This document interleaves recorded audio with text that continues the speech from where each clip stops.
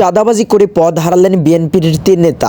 সন্ত্রাস, চাঁদাবাজি সহ দলীয় শৃঙ্খলা ভঙ্গের অভিযোগে নোয়াখালীতে বিএনপির ৩ নেতাকে সব পদ থেকে অব্যাহতি দেওয়া হয়েছে। একই সঙ্গে তাদের বিএনপির প্রাথমিক সদস্য পদ থেকেও অব্যাহতি দেওয়া হয়েছে। শুক্রবার ৭ মার্চ বিকালে জেলা বিএনপির সদস্য সচিব মোহাম্মদ হারুনুর রশিদ আজাদ স্বাক্ষরিত ৩টি আলাদা বিজ্ঞপ্তি থেকে ওই ৩ নেতাকে অব্যাহতির বিষয়টি জানা গেছে। অব্যাহতি পাওয়া বিএনপি নেতারা হলেন নোয়াখালী সদর উপজেলা বিএনপির সহসভাপতি নুরুল আমিন হাতিয়া, উপজেলার তমরউদ্দিন ইউনিয়ন বিএনপির সভাপতি তানভীর হায়দার তান্না ও কবিরহাট উপজেলার বাইয়ান ইউনিয়নের বিএনপির সাধারণ সম্পাদক আব্দুল কাদের জসিম। প্রেস বিজ্ঞপ্তিতে জানানো হয়, দলীয় শৃঙ্খলা পরিপন্থী বিভিন্ন কর্মকাণ্ডে জড়িত থাকার সুনির্দিষ্ট অভিযোগের ভিত্তিতে সদর উপজেলা বিএনপির সহসভাপতি নুরুল আমিন ও হাতিয়া, উপজেলার তমরউদ্দিন ইউনিয়ন বিএনপির সভাপতি তানভীর হায়দার তান্নাকে বহিষ্কার করা হয়। একই সঙ্গে দলীয় শৃঙ্খলা ভঙ্গ, চাঁদাবাজি ও সামাজিক অনৈতিক কর্মকাণ্ডে যুক্ত থাকার সুনির্দিষ্ট অভিযোগ পায় কবিরহাট উপজেলার বাটাহারা ইউনিয়নের বিএনপির সাধারণ সম্পাদক আব্দুল কাদের জসিমকে বহিষ্কার করা হয়েছে। খোঁজ নিয়ে জানা গেছে, অব্যাহতি পাওয়া নেতারা গত ৫ আগস্ট আওয়ামী লীগ সরকার পতনের পর থেকে বিভিন্ন সময় নিজ এলাকায় প্রভাব খাটিয়ে দখল, সন্ত্রাস ও চাঁদাবাজিতে জড়িয়ে পড়েছেন। ভুক্তভোগীদের পক্ষ থেকে এসব বিষয়ে দলের ঊর্ধ্বতন কর্তৃপক্ষের কাছে অভিযোগ করা হয়। পরে তদন্ত করে অভিযোগের সত্যতা পেয়ে অব্যাহতির সিদ্ধান্ত নেয় দলটি। জেলা বিএনপির সদস্য সচিব মোহাম্মদ হারুনুর রশিদ আজাদ বিষয়টি নিশ্চিত করে বলেন, বিএনপির ভারপ্রাপ্ত চেয়ারম্যান আমাদের নেতা তারেক রহমানের নির্দেশে দলীয় শৃঙ্খলা ভঙ্গ, চাঁদাবাজি ও সামাজিক অনৈতিক কর্মকাণ্ডে যুক্ত থাকার সুনির্দিষ্ট অভিযোগ পাওয়ায় উল্লেখিত ব্যক্তিদের বিএনপির প্রাথমিক সদস্য পদ সহ সকল পর্যায়ের দলীয় পদ থেকে বহিষ্কার করা হয়েছে। অব্যাহতি দেওয়া ৩ নেতার বিরুদ্ধে তদন্ত করে অভিযোগের সত্যতা পাওয়ায় তাদের অব্যাহতি দেওয়া হয়েছে। যারা দলের নাম ব্যবহার করে এই ধরনের কর্মকাণ্ডে যুক্ত হবেন তাদের বিরুদ্ধে সাংগঠনিক ব্যবস্থা নেওয়া হবে।